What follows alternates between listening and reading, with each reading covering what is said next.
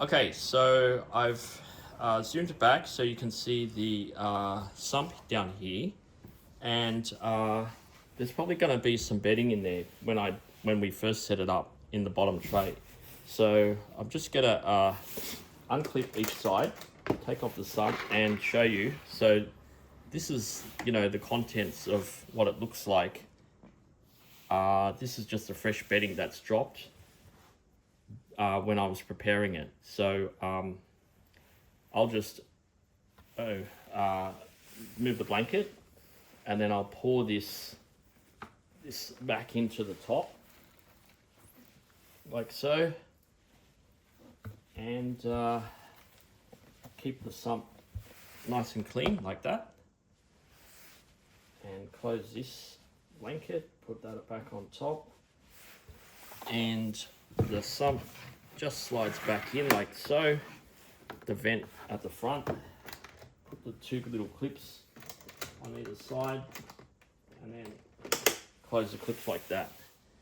Now you want to avoid rotating this bottom tray, because if you do, all the bedding that you've set up in here is just going to drop straight down into the sump, and you don't want that, at least not initially, when you want the worms to get settled. So don't avoid rotating this one, and this one here you don't really need to rotate either.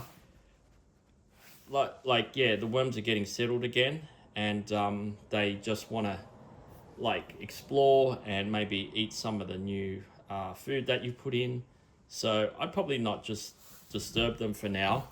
I'd probably just leave them a while, for at least a week, and of course pop the lid on like so, and with the lid, I'll just raise the cover up so you can see. There's vent holes in the lid, and the vent holes there's an open and closed position. So with this one, that's completely closed, that's half open, and that's fully open.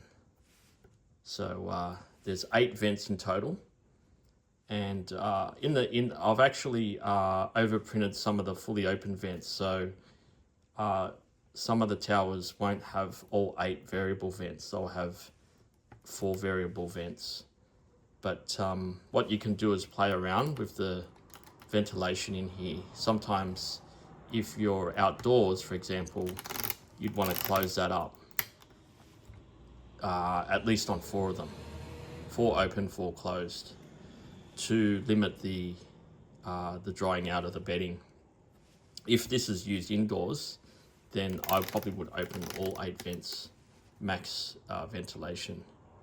But yeah, you can play around with that. You can also check the condensation of the lid by feeling the inside lid to see how much condensation. So obviously, if there's a ton of condensation, open up all the 8 vents. That's pretty much it. Thanks a lot for watching, guys, and see you in the next video.